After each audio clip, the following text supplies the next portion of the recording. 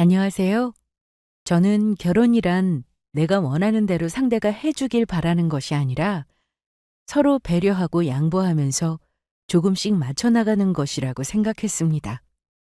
그래서 한때 사랑했던 전 남편과 결혼했던 것이고 성향이 서로 달랐음을 알았지만 크게 걱정하지 않았습니다. 하지만 맞춰나가는 것도 서로가 해야지 혼자서는 아무 의미가 없었습니다. 거기다 제가 남편에게 제일 크게 실망을 했던 것은 제가 몸이 아프다는 사실을 알고 난 뒤 남편의 행동이었습니다. 이제 몸도 아프고 일도 못해서 돈도 못 번다고 생각한 남편은 저보다 훨씬 어린 여자를 만나고 다니더라고요. 이래서 아프면 나만 손해구나 하는 생각이 들었습니다. 그런데 제가 다시는 회복하지 못할 거라 생각했는지 저의 재산까지 노렸는데 바람난 여자와 행복하게 살라고 이혼해 줬습니다.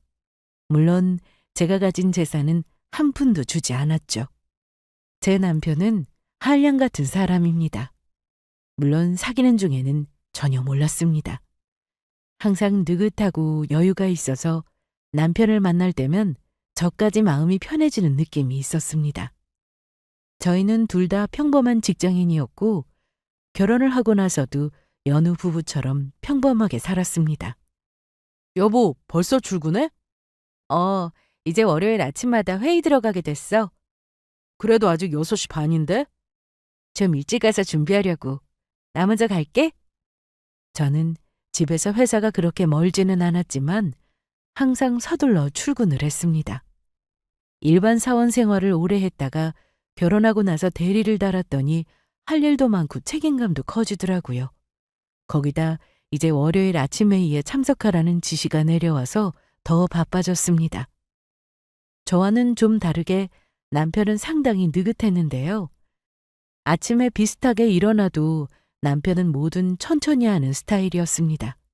그래서 가끔은 남편이 저를 보며 자기까지 마음이 급해진다고 할 정도였죠. 연애할 때야 이런 모습을 서로 볼 수 없으니 잘 몰랐는데 살면서 서로에 대해서 조금씩 알게 되니 저희 부부도 얼마 가지 않아 결혼 생활이 삐그덕거리기 시작했습니다.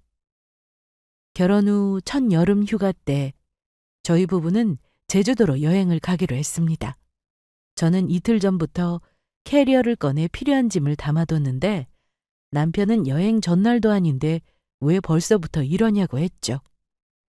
미리 준비해두면 좋지 뭘. 지영아, 해외도 아니고 국내 여행 가는데 짐 좀 덜 싸면 어때? 없으면 없는 대로 여행하면 그것도 추억이지 뭐. 자기 말도 맞는데 그래도 제대로 준비해서 나쁠 거 있어? 난 이렇게 해야 마음이 놓여. 그런데 자기는 짐 쌀 거 없어? 속옷만 챙기면 돼. 매사가 거의 이런 식이었습니다. 물론 남편 입장에서 제가 피곤할 수도 있습니다.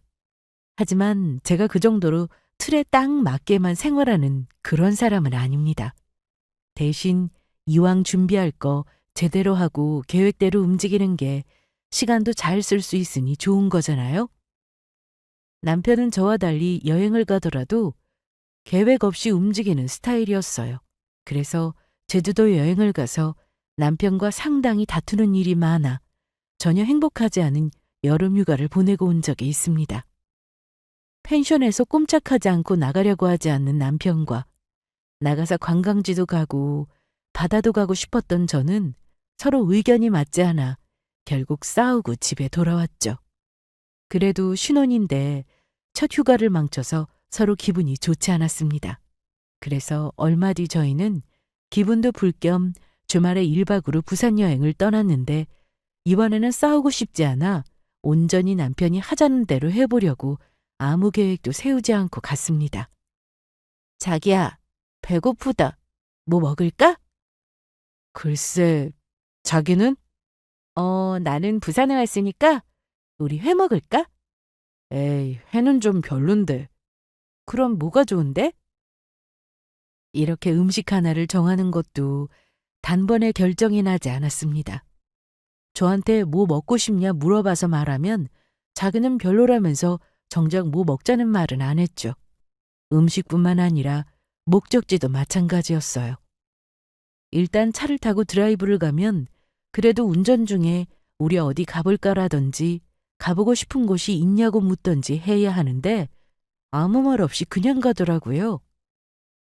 계획대로 움직이는 게 아니어서 몸은 피곤하지 않았지만 집에 돌아와서 생각해보니 여행을 왜 갔나 싶은 생각이 들었습니다. 차라리 집에서 편하게 소파에 앉아 TV나 볼 걸 싶더라고요. 남편은 현실에 안주하는 타입 같았습니다. 이것에 대해서 제가 나쁘게만 보는 것은 아닙니다. 하지만 남편은 좀 심한 편이었죠. 연봉이 높은 편은 아니었지만 매달 꼬박꼬박 월급도 나오고 하니 애도 없고 나가는 돈은 많지 않고 그래서 별로 위계의식 이런 게 없더라고요. 당장 먹고 살 걱정이 없으니 천하태평으로 지냈습니다. 책도 보고 운동도 하고 취미도 좀 즐겼으면 하는데 그런 게 전혀 없었습니다. 반대로 저는 좀 매사에 열정적인 편이었습니다.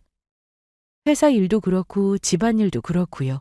특히 시부모님 생신이나 명절 때는 미리 선물도 준비해놓곤 했죠. 집에서는 음식물은 바로 버리는 건 물론 재활용도 쌓이지 않게 바로바로 버리고 옵니다. 하지만 남편은 이런 저에게 뭐 그렇게 자주 버리러 나가냐고 해요. 좀 뒀다가 양 많아지면 그때 한 번에 버리고 오면 되지 하면서요. 그래도 신혼이라 그런지 살면서 조금씩 맞춰가야겠다는 생각이 강했고 제가 여러 번 말하면 마지못해 하긴 했으나 그래도 남편이 말을 들었습니다. 하지만 저는 너무 큰 착각을 하고 결혼을 했더라고요. 사람은 쉽게 바뀌지 않는데 말이죠. 결혼 후 1년이 지난 어느 날 남편이 핸드폰을 자주 들여다보길래 뭘 보나 싶어 물어봤는데 주식을 한다고 한 적이 있었습니다. 주식? 자기도 주식해? 요즘 주식 안 하는 사람이 어디 있어. 전혀 몰랐네. 그래서 돈 좀 벌었어? 아니, 다 날렸어. 뭐? 얼마나? 3천만 원. 3천이 적어? 아무렇지 않게 말하네? 저는 기껏해야 몇백 정도로만 하는 거라 생각했습니다. 그런데 3천이라는 큰 돈을 주식에 넣었다는 것도 놀랄 일인데 그 돈을 다 날렸다고 하니 좀 어이가 없었어요. 그런데 자기야, 그 큰 돈은 어디서 났어? 빌렸지. 그럼 주식하려고 대출을 받았단 말이야? 아니, 엄마한테 빌린 거야. 안 갚아도 되니까 자긴 신경 쓰지 마. 어머님한테 빌린 돈이라도 갚아야지. 그게 왜 안 갚아도 되는 돈인데.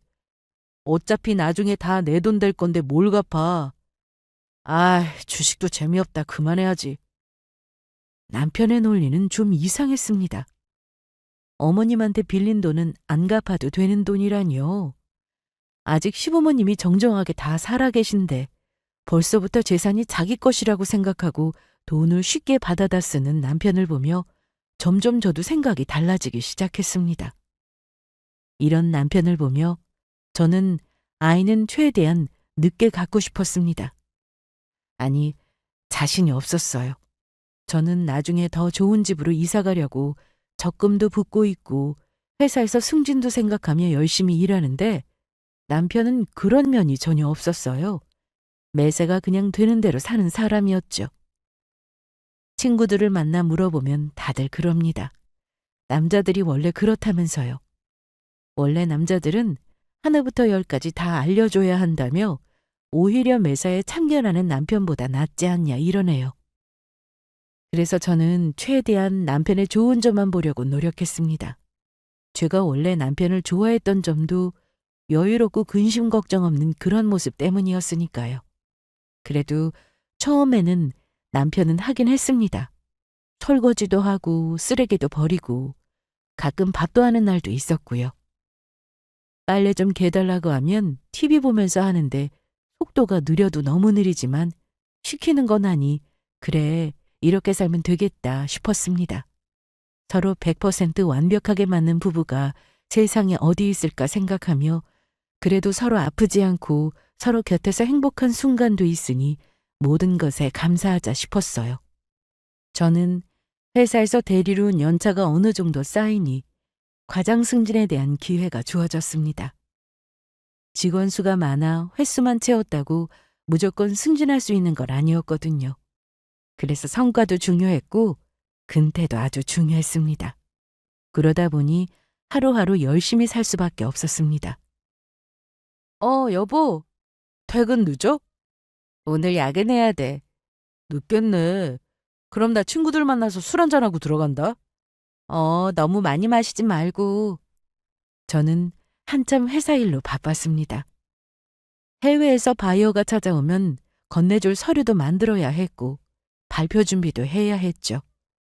몇몇 직원과 회사에서 야근 후 저녁까지 먹고 들어갈 때가 많았는데 남편은 어차피 회사에서 저녁까지 먹고 들어오기 때문에 이게 문제가 되질 않았습니다. 다만 제가 늦게 들어온다고 남편도 집에 늦게 들어왔어요. 대부분이 술이었죠. 뭐 친구들 만나든 회사에서 회식을 하든 남편도 약속이 있는 거니까 뭐라고 하는 건 아니지만 일 때문도 아니고 툭하면 새벽 1, 2시 이렇게 들어오니까 좋게 보일 일은 없었습니다. 거기다 회사 일로 바쁜데 이사갈 집 알아보는 것도 전혀 하지 않고 이사업체 비교도 제가 다 해야 했습니다. 저와는 달리 세상 맘 편하게 하는 남편한테 답답하다는 생각이 자주 들기 시작했습니다. 서로 다른 이유로 바쁘게 살다 보니 저희 부부는 대화하는 시간이 점점 줄었고 급기야 주말에도 남편이 나가면서 얼굴 보기도 힘들어졌습니다. 제가 회사 일로 바쁘기 전에도 남편은 친구들을 자주 만났는데 그래서 12시 전에는 집에 오던 남편이 이제는 새벽에 들어오는 게 너무 당연해졌습니다. 아우, 술 냄새. 좀 마셨어.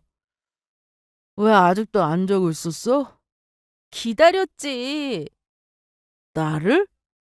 그래, 얼른 씻어. 알았어.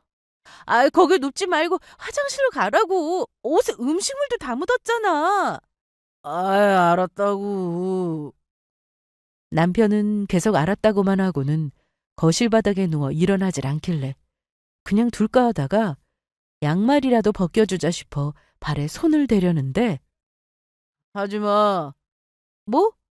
손대지 말라고. 난 너가 싫어. 갑자기 남편이 제가 싫다고 했습니다. 그냥 술주정은 아닌 것 같아 대꾸 없이 계속 듣기만 했어요. 나는 너처럼 뭐든 열심히 하는 열정적으로 사는 그런 거 너무 싫어. 왜 인생을 그렇게 피곤하게 살아? 그냥 물 흐르는 대로 살면 안 되는 거야? 쓰레기 저거 좀 밀리면 어떠냐? 음식물 안 버려서 냄새 좀 나면 어떤데? 내가 뭐라고 해? 아니잖아. 그리고 너 승진 그거 하면 뭐가 좋냐? 그렇게 과장 소리가 듣고 싶어? 그냥 나처럼 되는 대로 살아. 남편은 저렇게 말을 하고는 바로 바닥에 다시 누워서 잠이 들었습니다. 저는 이날 생각이 참 많아졌습니다. 남편 말처럼 되는 대로 사는 것도 나쁘지 않죠. 그렇게 살아도 봤고요. 남편과 싸우기 싫어서 제가 맞춰보려고 남편이 싫어하는 건 안 하고 산 적도 있었습니다. 집안일 같은 경우 재활용을 모을 대로 모아서 베란다에 쌓아뒀는데 남편한테 버리러 가자고 하니 더 모아도 된다고 하면서 갈 생각을 안 하더라고요. 음식물은 하루만 지나도 벌레 꼬이고 냄새나서 바로 버려야 했는데 이것도 남편이 그냥 두면 자기가 버린다기에 그러라고 해서 지켜봤는데 끝까지 안 버렸습니다. 어디 이것뿐인가요? 제가 양가 부모님 생신 안 챙기면 남편도 안 챙겨요. 모든 일은 닥치면 다 하게 되어 있다고 하면서 일이 코앞에 닥쳐도 세워라 내어라 하는 사람이 바로 제 남편입니다. 이러니 제가 더 바쁘게 살 수밖에 없었습니다. 저는 그렇게 산 덕에 남편과는 사이가 멀어졌으나 회사에서는 드디어 과장으로 승진을 했습니다. 너무 행복했어요. 무엇보다 연봉이 대리와 차이도 많이 났고 회사에서의 대우도 확실히 달랐습니다. 그런데 열심히 한 그 기쁨도 잠시 몸에 이상이 생기면서 병원에 가야 할 일이 생겼습니다. 가슴에 없던 멍울이 잡히면서 불안해졌죠. 여보, 어? 왜? 나 가슴에 뭔가 잡히는데 설마 암은 아니겠지? 그거야 모르지. 병원 가봐. 내가 의사냐? 나한테 물어보면 어떡해. 제가 의사가 말해주는 답을 원한 게 아닌데 남편은 저런 식으로 얘기를 했습니다. 말이라도 아니라고 해주면 안 되는 건가요? 아니면 같이 병원 가보자고 하던지 말이죠. 다음 날 저는 심란한 마음으로 회사 근처 병원을 찾았습니다. 아, 이게 좀 모양이 안 좋네요. 많이 안 좋아요? 설마 암 이런 건 아니죠? 가능성이 없는 건 아니에요. 조직 검사하고 가시겠어요? 너무 무서웠습니다. 조직 검사까지 하게 될 줄은 몰랐는데 의사가 보기에도 심각한 모양이었나 봐요. 이날 저는 검사를 받고 집으로 왔는데 저에게 관심도 없는 남편에게는 말도 안 했습니다. 말해봤자 어떤 대답이 나올지는 뻔했으니까요. 언제라고 콕 집어서 말할 순 없지만 남편과 저는 예전 사이 좋았을 때로 돌아가기엔 멀리 왔다는 생각이 들었습니다. 일주일 뒤 병원에서 검사 결과가 나왔으니 병원에 오라고 연락이 왔는데 도저히 혼자서는 갈 용기가 안 나 친정엄마와 함께 갔습니다. 엄마는 병원에 도착하기 전까지 계속해서 저를 안심시키려고 애를 쓰셨지만 통하지 않았어요. 제가 너무 극도로 긴장한 상태였거든요.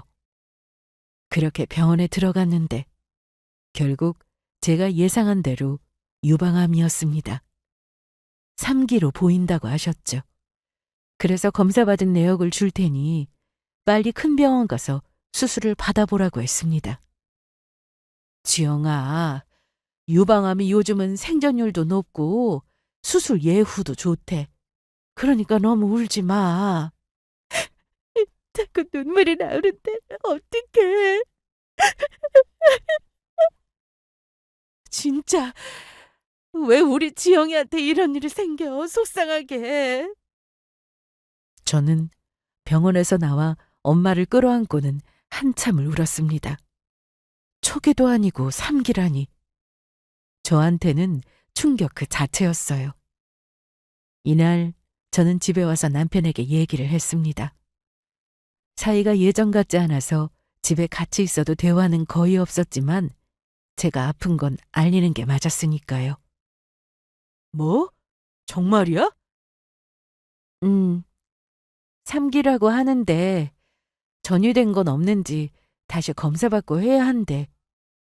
아, 확실해? 병원 몇 군데는 더 가봐야 하는 거 아니고? 어차피 큰 병원 갈 거니까 또 검사해보면 정확히 나오겠지. 속상하겠다. 보험은? 너 보험 든 거 있지? 어? 어, 다행이네. 보험에서 돈 나올 거 아니야? 아니, 자기는 지금 돈이 문제야? 내 말은 보험이라도 있어서 다행이라고. 수술비가 만만치 않으니까 한 말이야. 오해는 말고. 역시나 기대한 제가 잘못이었습니다. 남편은 처음에는 놀라는 눈치더니 이내 보험 얘기를 꺼내며 다행이라고 했죠. 거기서 그치지 않고 진단금은 얼마나 나오냐고 한번 찾아보라는 말까지 했습니다. 그 말에 나오려던 눈물이 쏙 들어갔네요. 그래도 부부니까. 이럴 땐 남편한테 좀 기대서 의지도 좀 하고 같이 병원도 가고 그러고 싶었는데 남편은 그럴 생각이 전혀 없어 보였습니다. 제가 아프건 말건 관심 자체가 없더라고요.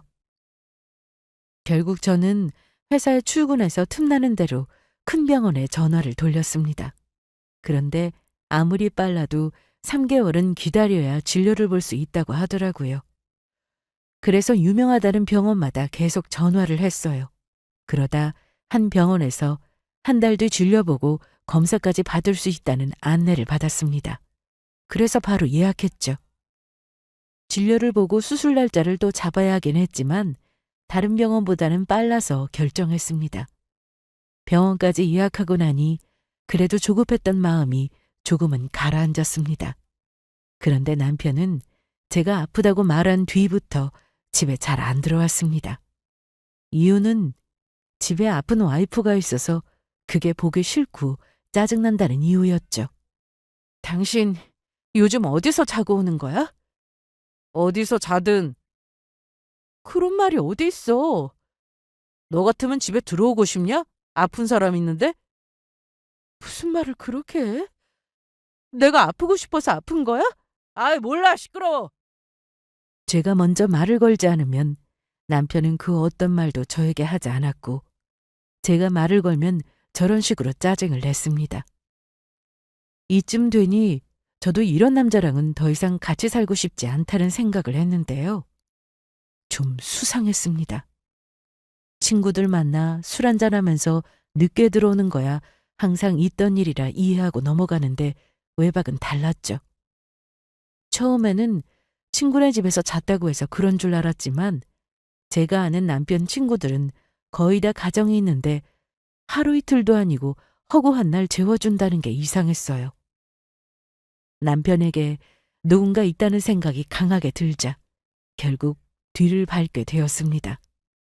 그동안 바쁘게 일하며 살면서 연차도 못 쓰고 쌓여 있었는데 잘 됐다 싶었어요. 퇴근 시간에 맞춰 남편 회사 근처로 갔고 길 건너 차를 주차시켜 놓고는 한참을 기다렸습니다. 그런데 남편이 회사 정문을 빠져나오는 모습을 확인했고 천천히 뒤를 쫓아갔는데 집이 아닌 다른 방향으로 가더라고요. 그리고 계속 따라가 보니 목적지는 한 식당이었습니다. 급하게 차에서 내려 식당 안으로 들어간 남편은 1시간이 넘어서야 나왔습니다. 그런데 들어갈 땐 혼자였지만 나올 때는 둘이었어요. 남편의 옆에는 어떤 젊은 여자가 있었습니다. 혹시나 밖에서 보일까 몸을 웅크리고 쳐다봤는데 딱 봐도 보통 사이는 아니었네요. 그리고 그 다음으로 두 사람이 간 곳은 어떤 오피스텔이었습니다. 제 추측으로는 상간녀의 집이 아닐까 싶었죠. 쫓아 들어가고 싶었는데 동호수도 모르고 섣불리 행동하지 말라는 친구의 말에 그러지 못했습니다.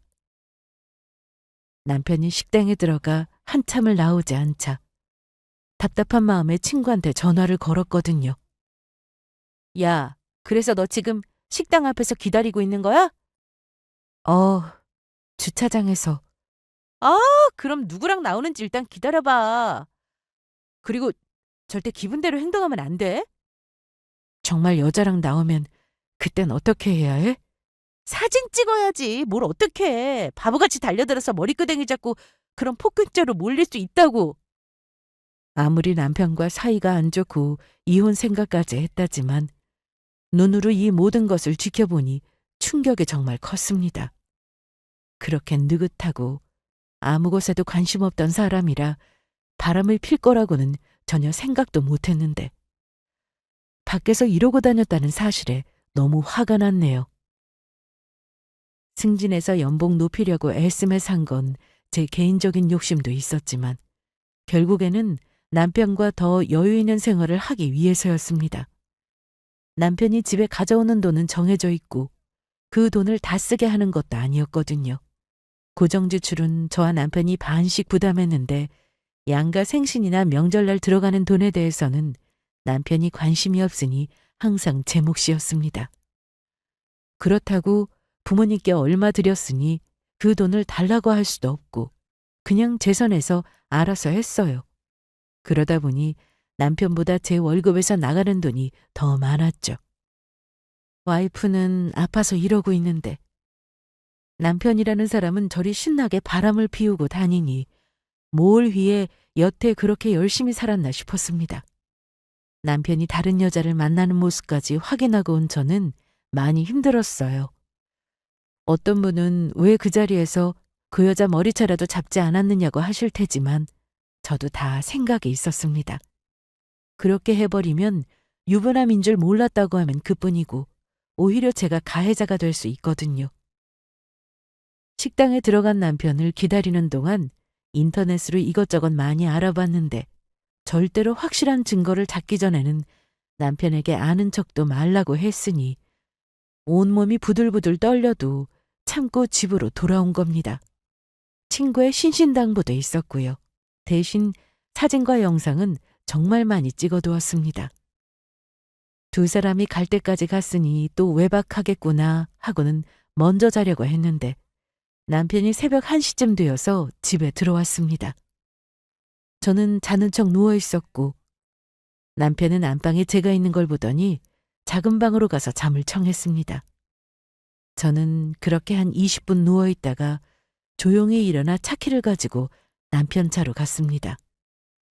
종일 상간녀를 태우고 다녔으니 영상도 너무 명확히 찍혀 있었고 두 사람의 대화 음성도 확보할 수 있었습니다. 이혼을 하긴 할 거지만 생각할수록 열이 받더라고요. 아무리 사이가 안 좋아도 그렇지.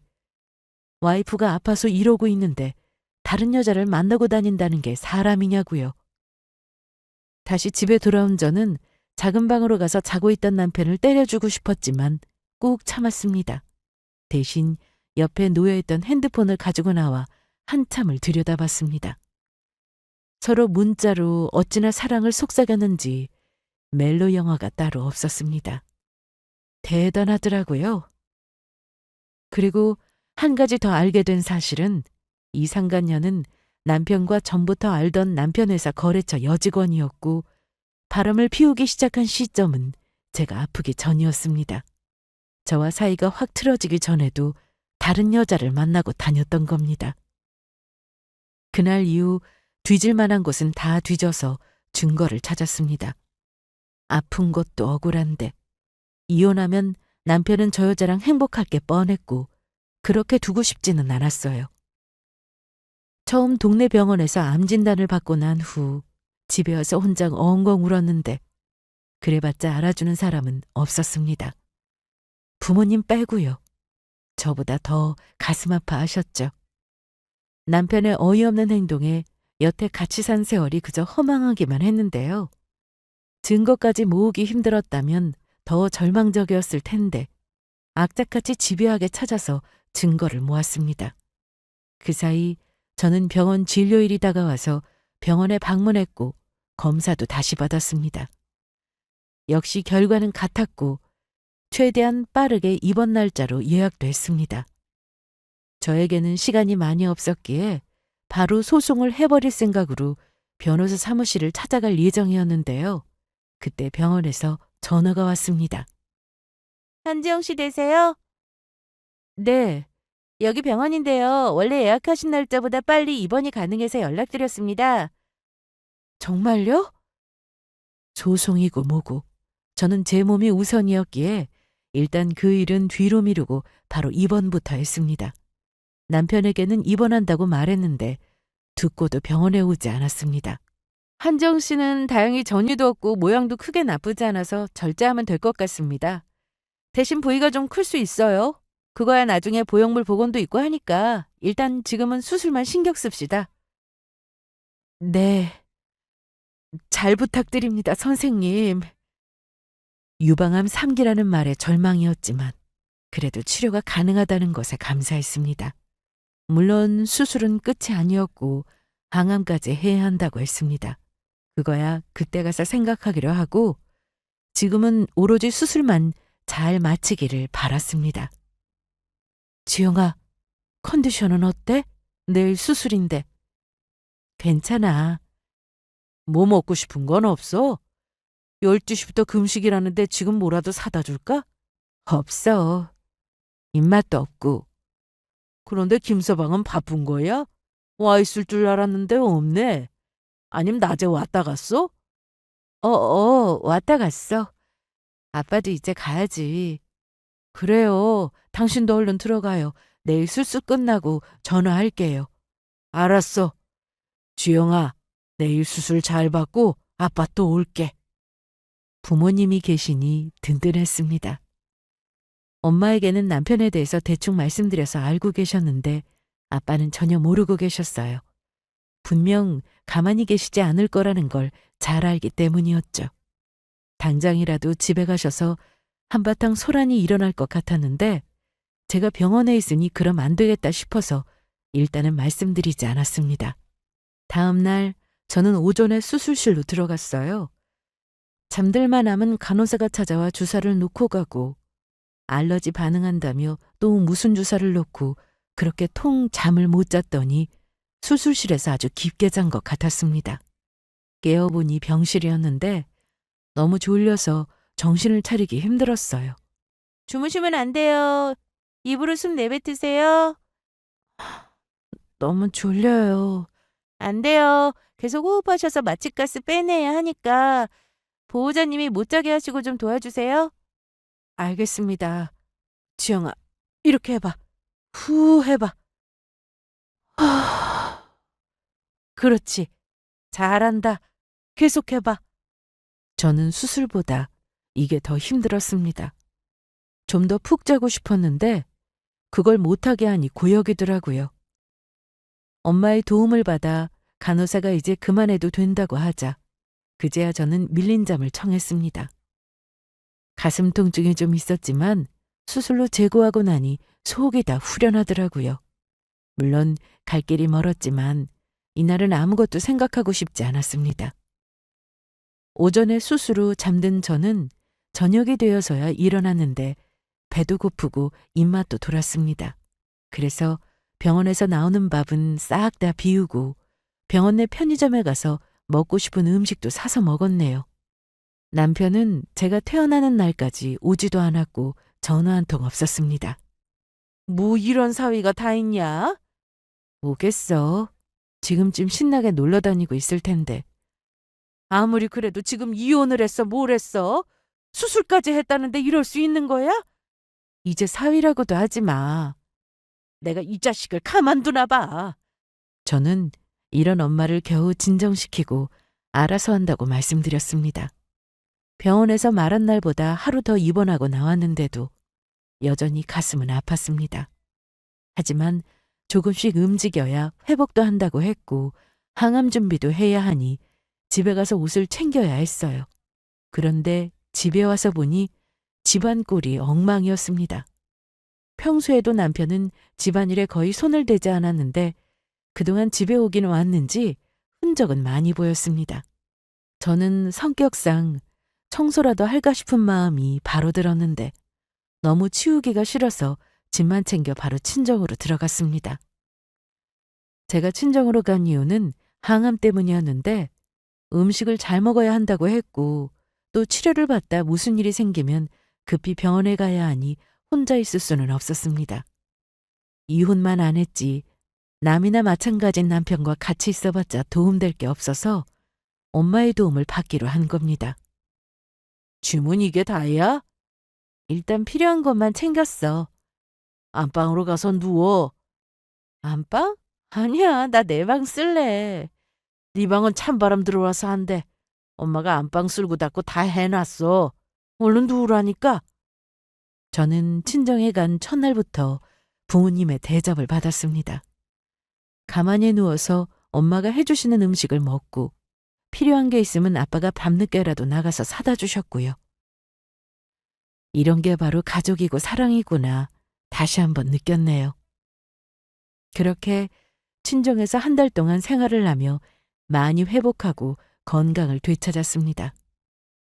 무기력하고 온몸에 힘이 없어 나가도 별 의욕이 없었는데 부모님 덕분에 기운을 많이 차렸습니다.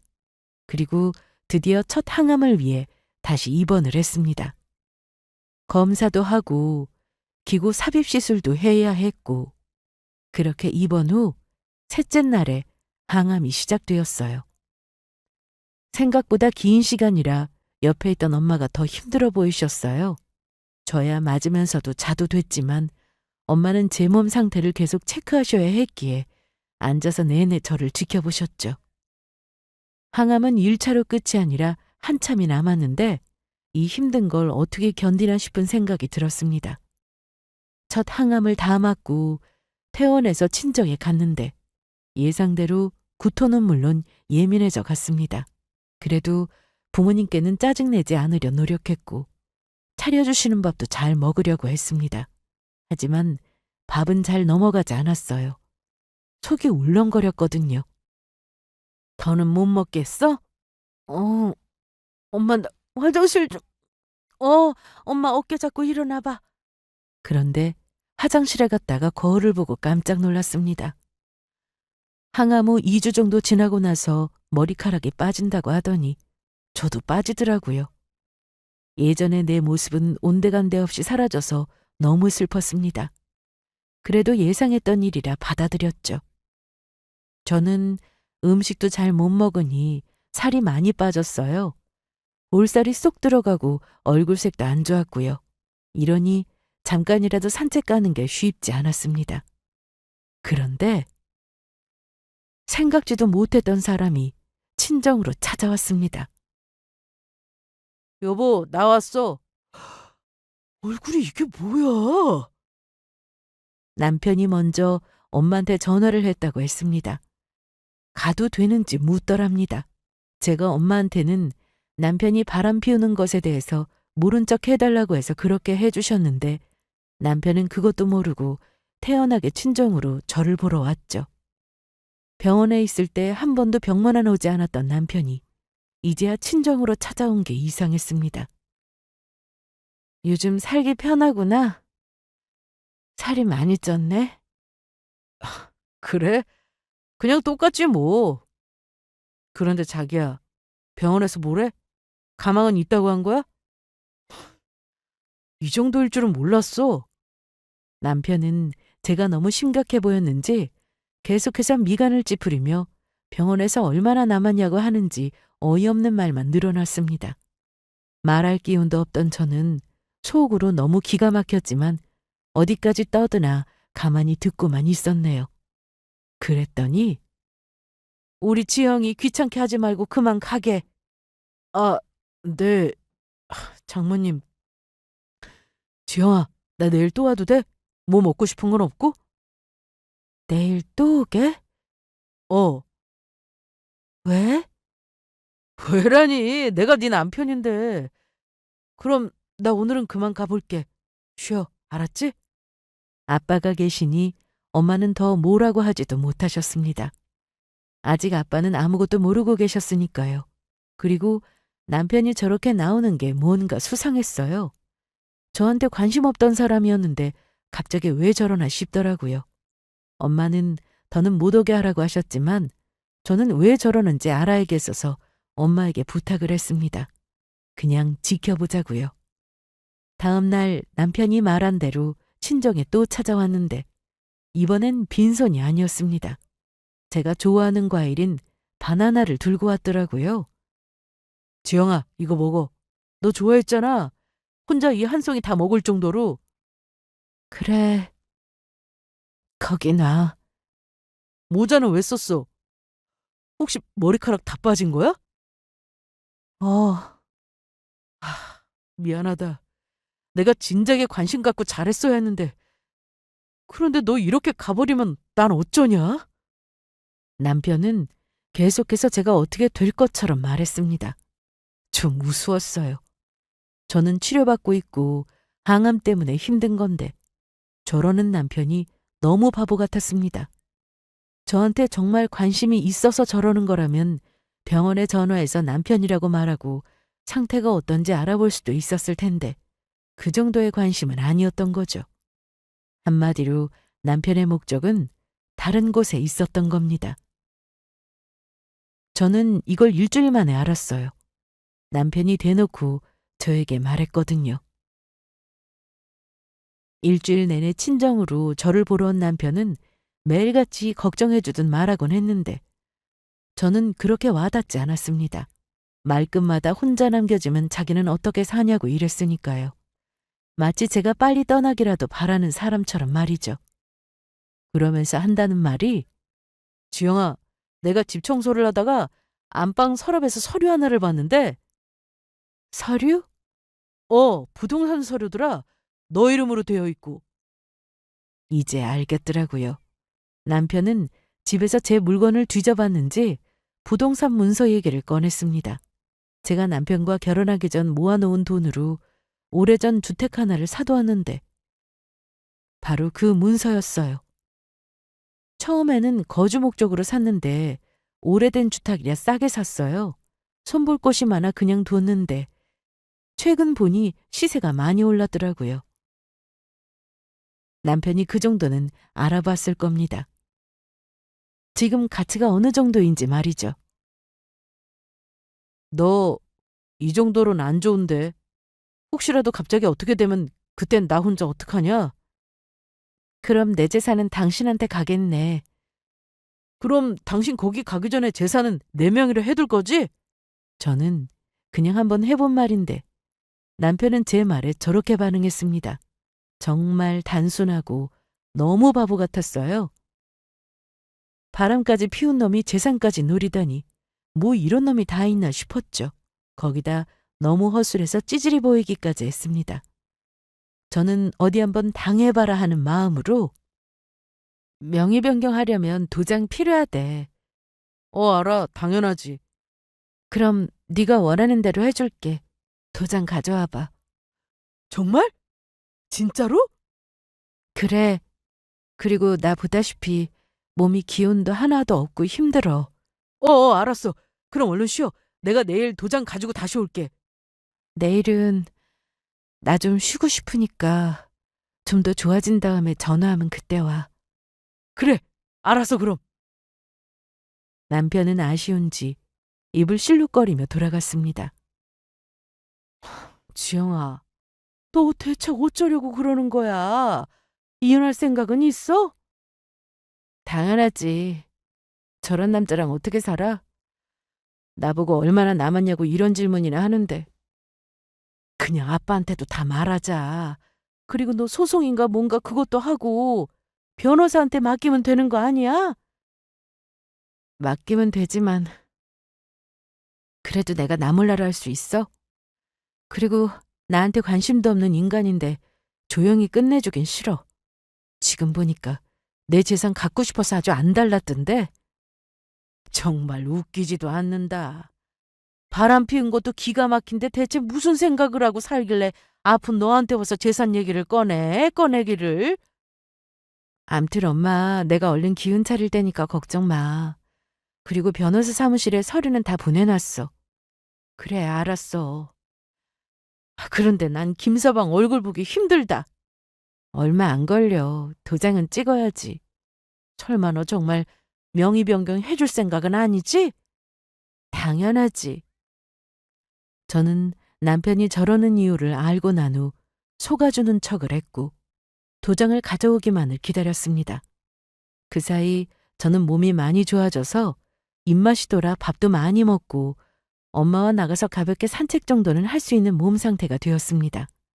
하지만 2차 항암이 기다리고 있었습니다.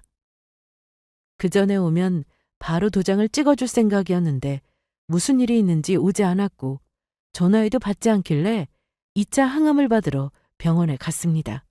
그리고 또다시 똑같은 일상의 반복이 시작되었습니다. 며칠간은 속도 안 좋고 어지럽고 누워만 있어도 빙빙 도는 것 같았죠. 항암은 총 8차를 받아야 했기에 갈 길이 너무 멀었지만 그래도 벌써 1차가 지났으니 그것만으로도 다행이다 생각하며 잘 이겨냈습니다. 며칠 뒤 속이 편해지고 나서 저는 다시 남편에게 전화를 걸었고 이번엔 받았습니다. 그리고 다음 날 정말 도장을 가지고 찾아왔죠. 장모님, 저 왔습니다. 그래. 이거 드세요. 홍삼인데 장모님 장인어른 드시라고 사왔습니다. 자네한테 이런 걸 다 받아보고 오래 살고 볼 일이네. 제가 그동안 너무 신경을 못 썼네요. 그럼 저 지영이 좀 보고 갈게요. 지영아, 나왔어. 앉아. 얼굴 좀 좋아진 것 같다. 그래? 컨디션이 나쁘지 않네. 자, 도장 가져왔어. 저는 미리 준비해둔 봉투 안에서 서류 뭉치를 꺼냈습니다.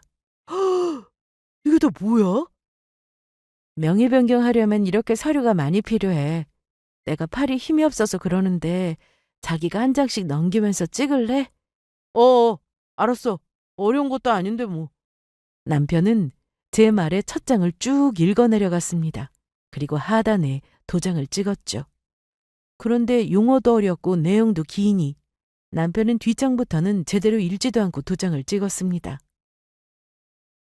다 찍었어?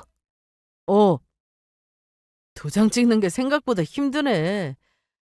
그럼 이제 다 된 거야? 이 서류는 내가 제출하면 되나? 아니야. 본인이 해야 돼서 내가 하면 돼.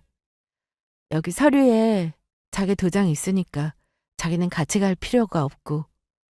그런데 그 몸으로 어떻게 직접 가서 서류를 낼 건데? 나한테 시켜. 내가 또 네가 시키는 건 다 잘하잖아. 맞다. 자기는 시키는 것만 잘했지. 뭘 또 말을 그렇게. 아, 암튼 나 이제 갈게. 너 힘들어 보이는데 쉬어야겠다. 그래, 가봐. 그리고 이제 오지 마. 어? 네 목적은 이거 아니었어? 아니, 뭐 그런 건 아니고. 아, 그리고 도장은 두고 갈래? 도장은 왜? 서류 한 장이 더 남았는데 그건 준비를 못해서 내일 도장 찍고 같이 처리하려고. 도장은 내가 택배로 보내든지 할게. 그래, 그럼. 그렇게 해. 그리고 귀찮게 택배 보내지 말고 도장 다 쓰면 내가 가지러 올게. 그렇게 남편은 갔습니다. 두고 간 도장으로는 이혼 서류에 도장을 찍었죠. 재산이 탐나는데 결코 호락호락하게 도장을 찍어줄 남편은 아니었습니다. 생각할수록 남편은 정말 생각이 짧았어요. 조금만 생각해보면 의심할 수 있는 일인데 왜 저러나 싶었죠. 암튼 저는 이혼 서류도 만들었겠다. 변호사 사무실에 전화해서 상가녀 소송을 시작했습니다. 이 사실을 전혀 알지 못했던 남편은 상간녀가 소장을 받았는지 사실을 알게 되었고 저에게 전화를 걸었지만 받지 않았습니다. 그리고 친정으로 찾아왔지만 엄마가 문을 열어주지 않았죠. 도장은 이미 택배로 보내서 더 이상 친정에 올 이유도 없었고요. 거기다 아빠에게도 모든 사실을 털어놓아서 이제 이 사실은 모르는 사람은 없었습니다. 심지어 시댁에도 다 알렸어요. 남편은 제가 가진 재산이 본인 것이 될 걸로만 생각하고 있다가 바람 피운 사실도 들키고 상간녀가 소송을 당하니 남편 입장도 상당히 곤란해졌을 겁니다. 저는 그러거나 말거나 건강에만 신경 썼습니다. 더 악착같이 잘 먹고 잘 웃고 부모님과 잘 지냈어요. 수술 전 힘들게 모아두었던 증거 덕분에 소송은 어렵지 않게 진행이 됐습니다. 그러면서 어느덧 저는 5차까지 항암을 하게 되었고 상간녀 소송도 끝이 보이기 시작했죠. 그 사이 남편은 연락이 없었냐고요? 당연히 있었죠. 전화가 엄청나게 많이 왔습니다. 야, 한지영. 너 뭐야 이거? 상간녀 소송? 우리 그런 사이 아니야. 네가 오해한 거야. 무슨 오해? 회사 거래처 여직원이라고. 그런데 그런데라니. 이런 소송을 하면 내가 회사에서 입장이 어떻겠어? 그런 거 신경 쓰던 사람이었어? 뭐? 야, 빨리 그만둬. 그런데 거래처 직원이랑 차에서 그런 대화를 나눠? 남편이 전화해서 말도 안 되는 거짓말을 할 때마다 저는 가지고 있던 증거를 하나둘씩 말했습니다. 그러면 남편은 말문이 막혔는지 아무 말도 못했죠. 결국 상간녀 소송은 더 길게 가지 못했어요. 증거가 확실했고 상간녀는 그 어떤 반박도 하지 못했습니다. 의자라도 받게 된 저는 남편과 이혼도 했는데 이혼 과정도 순탄치는 않았습니다. 글로 다 적을 수는 없지만 우여곡절 끝에 드디어 남편과도 남남이 되었네요. 제가 가진 부동산을 어떻게든 가지려고 재산 분할을 해야 하네 마네 했던 남편은 결혼 전 생성된 재산이라 전혀 지분이 없음에도 끝까지 욕심을 부렸습니다. 이혼을 하고 나서도 재산에 대한 욕심 때문에 친정에 몇 번 찾아왔는데 그날 아빠한테 크게 혼이 나서 돌아갔죠. 지영아, 야! 여길 어떻게 또 와? 제정신이야? 잠깐 얘기 좀 하자. 얘기는 우리 딸이 아니라 나랑 해야지. 먼저 한 대 맞아! 아니, 왜 이러세요? 왜 폭력을 쓰세요? 자네가 내 딸한테 얼마나 큰 상처를 줬나? 어? 그건 폭력이 아닌 것 같아? 눈에 안 보이는 상처가 더 큰 법이야. 그리고 내 딸이 부동산 살 때 자네가 대체 뭔 기여를 했다고 자꾸 분할 얘기를 하는 거야? 어? 같이 살았다고 재산에 지분이 생기는 게 아니라고? 지영아, 지영아! 장인어른! 저 지영이랑 얘기 좀 할게요. 안 간다 이거지? 여보, 거기 찬물 좀 가져와. 알았어요.